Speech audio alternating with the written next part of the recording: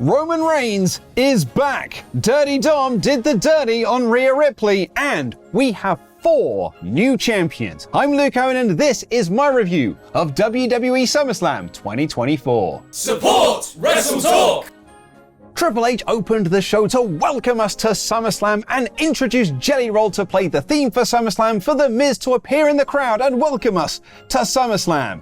You had 3 hours of a pre-show and you decided to save all of that for the main broadcast, huh? Kidding aside, this really showed off how immense this SummerSlam looked and felt. The huge stadium atmosphere, the lack of stage, the sea of wrestling fans who were loud all night long. It was awesome. Do you know who else is awesome? Morgan and their wife, who repped WrestleTalk in the crowd. And those loud fans were in force for the opening match between Rhea Ripley and Liv Morgan, with sadly no custody of Dominik Mysterio stipulation.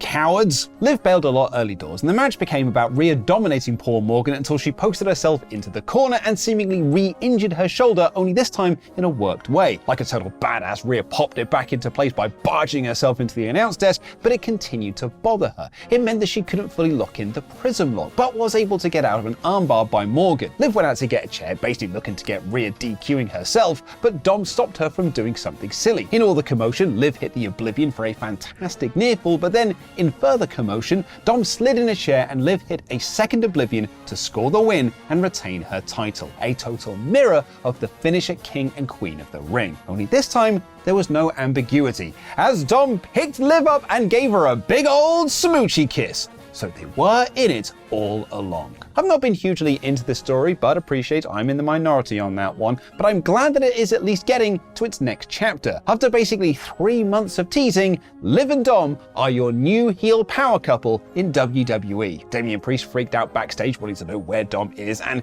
in his anger, hurt Finn Balor's feelings. Balor said that he would go and find Dom so Priest can focus on his match, while Priest looked conflicted about what he'd said. Braun Breaker beat Sami Zayn in a proper sprint of a match. Seriously, this was less than 6 minutes bell to bell. Like Rhea in the previous match, Braun charged into the corner and hurt his shoulder. They traded moves and Braun hit 2 spears for the win. This is the right call, but I don't think the match told the story that they were telling going into it. What was a much better match and story, however, was LA Knight beating Logan Paul to win the United States Championship. Look, we could talk about how WWE did not capitalize on how over Knight was last year and how it feels a little bit too late to be pulling this trigger, but Knight was very over with this Cleveland crowd against their hometown boy of Logan Paul. And as if to make sure that Logan Paul was booed, not that he needed the help, he came out with MGK. Where's Kevin Owens when we need him? This was a very basic match carried by an insanely hot crowd. There was a gnarly landing from a superplex which Paul took almost like a muscle buster, and LA Knight made sure to kick the crap out of Jeff at ringside.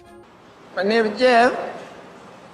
MGK handed Paul the Nux, which he used to hit Knight, but Knight reversed his buckshot attempt into a BFT for the win. Another fun match. Before we get into the rest of the review though, let's give a shout out to this episode's sponsor, you! Confused? Here's Ollie to explain. Hi there, I'm Ollie Davis, and I need you to support WrestleTalk. Unfortunately, YouTube ain't what it used to be, which is saying something. Not only is its advertising increasingly unreliable, there's now no guarantee the all-powerful YouTube algorithm will show our subscribers the videos we make. At the same time, our costs have massively increased due to inflation and all the essential behind-the-scenes bits you never see. It means we're making less money per video than we were several years ago. Some of our favourite shows to make, like the originals, Tables, Lists and Shares, Survival Series and 3 Count, have even started to lose us money. Every time we put out an episode, we're worse off. Which is why we need your help to keep doing what we do. From $2 a month, you can support us on patreon.com/WrestleTalk, where you'll get loads of exclusive videos like Survival Series 3 Count, Tables, Lists and Chairs, WrestleTalk Extra, and more. So if you've ever enjoyed watching our stuff, please do visit patreon.com/WrestleTalk to support us making more. Because remember, Support WrestleTalk! Yay!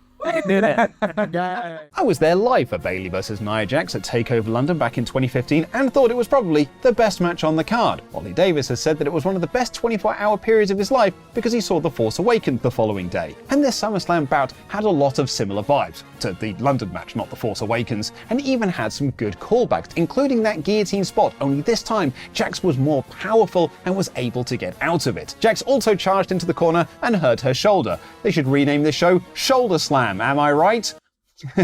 No, but really, the producer should have communicated this better because doing that same spot in 3 of the first 4 matches felt very silly. Bayley kicked out of the Annihilator but got caught in a Samoan drop on the floor when she attempted a dive. She somehow managed to hit an incredible powerbomb on Jax but got distracted when it was Tiffy time and the Scene Queen theme Stratton came down to tease a cash-in. Bayley fought her off and Jax took advantage of the commotion to hit 2 more Annihilators and win the WWE Women's Championship. The gimmick of the champion and Money in the Bank briefcase holder being a duo is a lot of fun, but I don't think Bayley was given enough with a run with this belt and felt that it wasn't really time for her to lose it. The match was very good though, and I am excited to see the next phase of this Jax-Tiff partnership. There was a lot of hype around Drew McIntyre vs CM Punk, not the least of which it being Punk's first televised singles match in WWE in over a decade, but it's also been building since the Royal Rumble, and it's Punk's first match back since his latest injury. So yeah, it had a lot of hype and intrigue.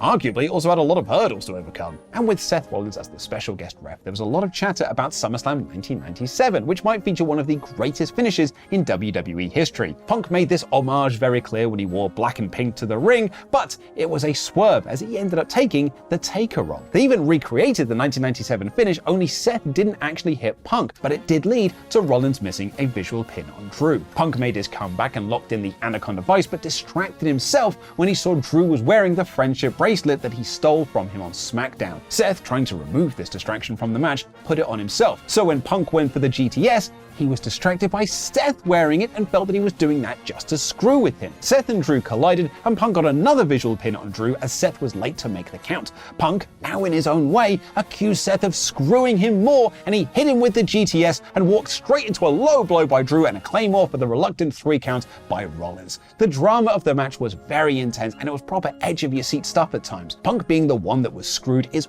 wonderful karma for his actions against Drew because Punk really screwed himself. Very sports entertaining and exactly what you want from a special guest ref stipulation. Damian Priest and Finn Balor reconciled backstage and Balor basically told Priest he was going to turn on him later, which he did at the end of his title defense against Gunther. I felt that Priest has had a real uphill battle in getting over this World Championship reign. He hasn't really had a proper story, and he's been overshadowed by much bigger things on Raw like the Wyatt Alpha Academy split, Liv Morgan and Rhea Ripley, and Punk and Drew, and a lack of big-time rivalry over the belt has not helped that. But this babyface turn has really bolstered him, and it worked for this SummerSlam crowd who was super behind him retaining his title. What also helped was this match was very physical, which you would expect from a Gunther bout, and featured Priest chopping him so hard that it made Gunther's tit bleed. Gunther fired back and demolished Priest, but Damian refused to quit and kept getting back up. All of a sudden, Balor appeared at ringside, and when Priest hit the razor's edge in South of Heaven, Finn put Gunther's foot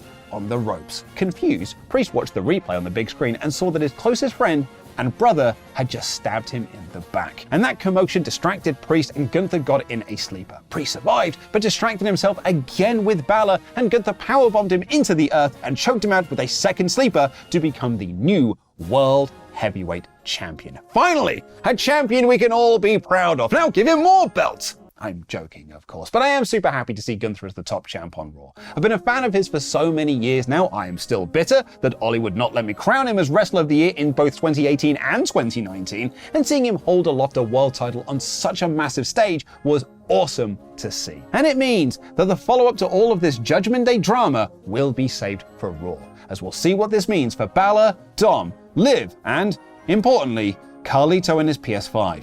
Miz and R-Truth did some comedy to announce the attendance figure for SummerSlam, 57,791, though WrestleTalk thinks it's more in the 55k range, and the Bellends came out for some local sports team heat and some local jelly roll heat. Mr. Roll got in the ring and hit the lads with chairs and a chokeslam on Theory, and he joined the Miz and R-Truth in doing a 3-way 5-knuckle shuffle. That's a hell of a sentence when you remember that that move is named after a term for wanking. Having watched back our live reactions, I don't think Pete, Sat, or Tempest were particularly impressed with this segment, but it was what it was. And it was a decent buffer between the World Championship match and the WWE Championship match between Cody Rhodes and Solo Sikoa, which saw the WWE return of AEW's Arn Anderson, who sadly did not advise Cody to take a Glock with him to the ring. The hype around this match was less about Solo and more if we would see the return of Roman Reigns. Part of that is the aura of Reigns, but also because I feel WWE did not do enough to follow the squash of John Cena to make Sikoa feel like a legit threat to Cody Rhodes' WWE Championship. It also meant that much of the match was just waiting for the cameos, which came when the Gorillas of Destiny attacked Cody Rhodes, with Tonga Loa somehow managing to charge Cody Rhodes into the corner and miss the corner. And we also saw the return of Kevin Owens and Randy Orton to even the odds. Jacob Fatu was out next and was so incredibly awesome, hitting a splash from the top rope to Cody through the announce table on the outside, hurting his foot in the process. Triple H has said in the press conference that Fatu was banged up, but I figured this was just a way to give him a reason to not get back in the ring to stop the return of Roman Reigns. He got a gigantic pop when his music hit, and he casually walked to the ring, hit a Superman punch and a spear on Solo, and gave Cody an almost approving look. Cody hit the crossroads for the win. The stare down between Roman and Cody was phenomenal, and the return was perfectly executed. You can watch that moment from our live reactions by clicking the link in the video description down below. Roman is clearly coming for Solo, but Cody also has something that belongs to him, the WWE Championship. And it capped off a brilliant SummerSlam. Every match delivered, stories were furthered, and the Roman pop was epic. Now go and watch Pete and Sat's reaction to that return by clicking the link in the video description right now, or the video that's on screen.